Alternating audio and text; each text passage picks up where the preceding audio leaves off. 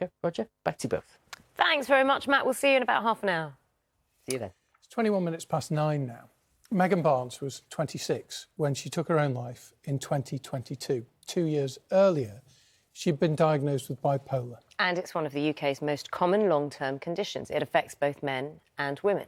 Around 1 in every 100 people will be diagnosed with it at some point in their life. Now, while bipolar disorder can occur at any age, it often develops between the ages of 15 and 19. It takes an average of 9.5 years to get a correct diagnosis of bipolar, and repeat misdiagnosis is common. We're joined now by Megan's dad, Andy. Morning. Morning. Brother Callum. Good morning. Morning. And also by the Chief Executive of Bipolar UK, Simon Kitchen. Good morning. Morning.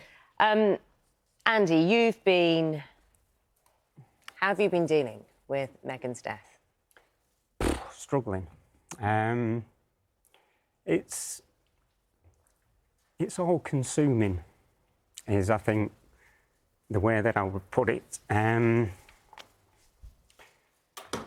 I think ultimately, you know, the loss of a child is probably up there, if not one of the worst losses that there is ultimately. So, you know, I've kind of thrown myself into physical challenges. Well, you've been walking, and I mean, was it 2,000 miles?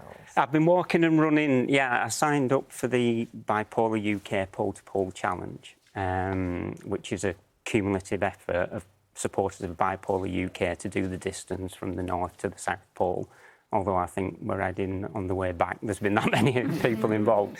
And yeah, I signed up on May the 13th last year to do 2,000 miles of walking and running. And that's given me a focus which I've needed to try and create a positive out of a tragedy.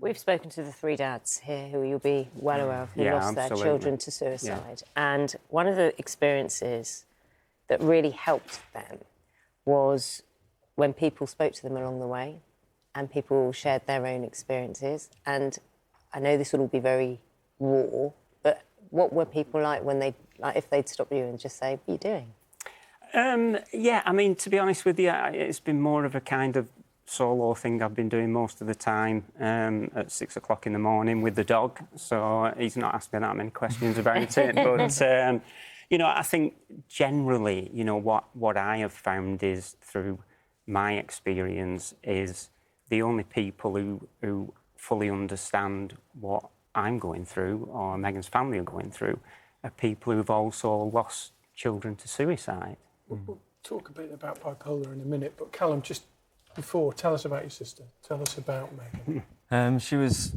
really, truly a unique soul. You know, I don't think there was anybody that would ever have an issue with her. You know, that's one of the things that we noticed when we had the funeral and things like that. There were so many people coming up and saying such nice things about her.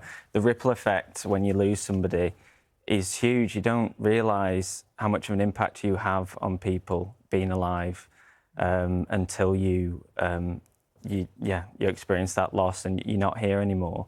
I think that's one of the biggest impacts that I've seen is how much Megan meant to people that we weren't even aware of, you know, as a family. You know, people doing things that, you know, like insane challenges like my dad, but yeah, that we weren't initially fully aware that they were so close to her. And although you knew she was struggling, is it possible to know how much she was struggling?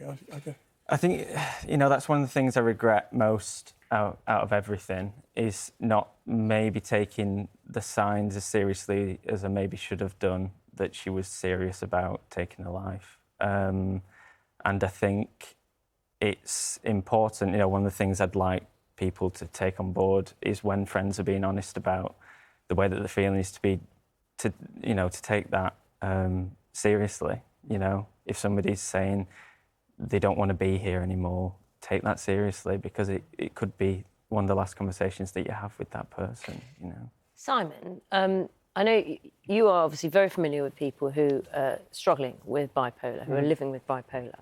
But just listening to what you're saying, Callum, there are lots of people today who are very conscious of their mental health, and rightly so.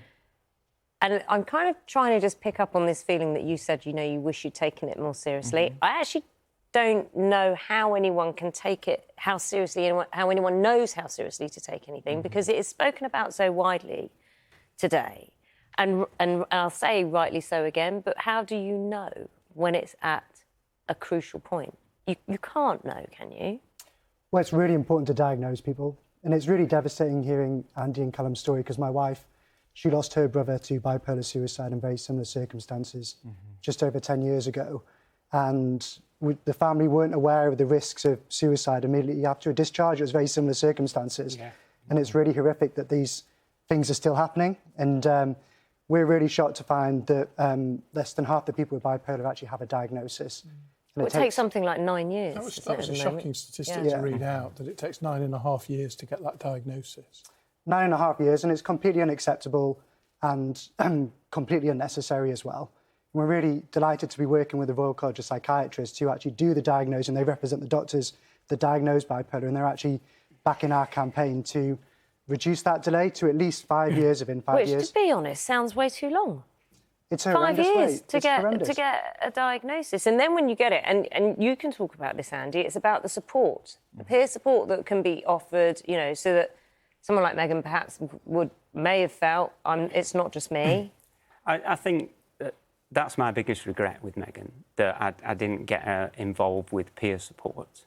Or I realised too late. And by peer support, you mean people who have bipolar? Yeah. I mean, there is a Manchester bipolar support group, and I got in touch with them and arranged to take Megan in on the Wednesday, and she took her life on the Monday. Sorry. Honestly, it must be such a difficult... Well, I can't imagine a difficult... But the reason you are here as well, and you don't need to apologise for anything. What you've gone through is devastating. But the reason you're here is you want to raise awareness of this. And Callum, perhaps you can pick up, because you know the impact this has on a family. Yeah. And you know the pain that your sister was going through, that Megan was going through, and you want this to not be the case for anyone else. So just by being here and talking about it, someone will be listening. Yeah, for sure. And the message you want to get to them. It's that, you know, there's always, the support is out there. If you need it. I think as a family we kind of needed a bit more of an insight into how bad it could get, and maybe that was kind of missing. But I think these conversations are essential. I think one of the big problems at the moment is maybe some of the funding around the mental health services in the UK, and I think, you know, people don't have as much awareness around conditions like bipolar. They seem kind of a bit niche, but that's not the case, as we can see this morning, you know. Simon, I was just going to, and Callum's just touched on it there, just a final thought. You took that big, long delay in getting that diagnosis. We know mental health services are stretched, particularly for young people. Is it that? Is it the fact that the symptoms are difficult to put together into a jigsaw to get that diagnosis? Or is it a bit of everything? Well, the current model of care for bipolar is probably the most inefficient and the most harmful way of doing it, which is episodic care, which is we let people go for as long as possible without diagnosing them. And then when they do go in, we let them, and we don't provide them any support until they become so unwell that they have to go to hospital or tragically take their lives. So what we're asking for is to get that delay to diagnosis down to at least 5 years. It should be a lot shorter.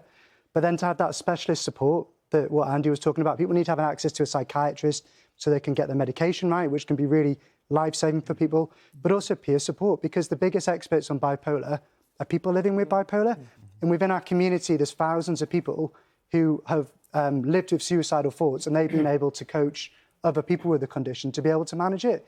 And it's so tragic that Megan wasn't able to get to one of our groups to be able to have those conversations with people who have actually had those thoughts and managed to survive. So what we would love to do is, because lots of people listening who might have bipolar, go to Could It Be Bipolar? We've got it's not a screening tool, but it asks some questions to help people understand the symptoms.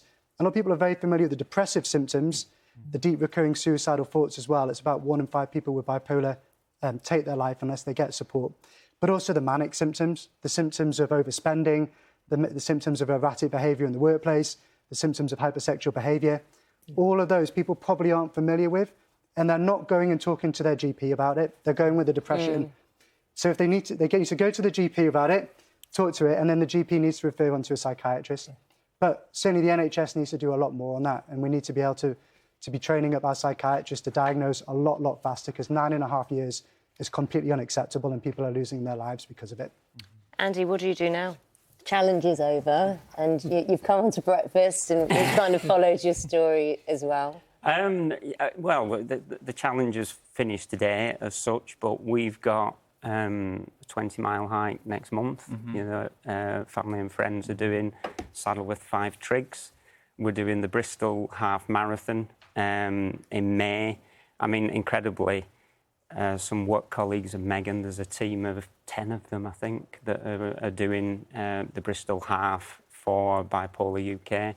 So we're going down to join them, aren't we, along with Megan's partner, you know, some cousins and other people. So Doesn't stop. it doesn't stop. Continuing to raise awareness. Continuing to raise awareness, trying to raise money for Bipolar UK through Just Giving pages. You know, I don't think I can stop because it would almost feel like my life would stop as well, ultimately. Thank you for coming on and talking to us. Really Thank you for appreciate it. having us. I mean, it's incredible that you've given us this outlet to talk about bipolar, because it isn't talked about enough, ultimately. Thank you. Can I just finish quickly with a word of hope? Because there's loads of people with bipolar who are leading difficult lives but good lives. Absolutely. Getting a diagnosis and support, people can have families, they can have really good jobs, and they can be amazing contributors towards society. Absolutely, So yeah. getting this right is a win for everybody. For sure. Simon Kitchen, CEO of Bipolar UK, thank you. Andy, Callum, thank you very much. Thank you as very well. much. Thank you. If you've been affected by any of the issues we've just been talking about, there are details of organisations which provide support on the BBC Action Line website. The address is there on the screen. There's also a phone number as well. Calls are free. You can call any time, day or night, and it'll put you in touch with other organisations as well that can help.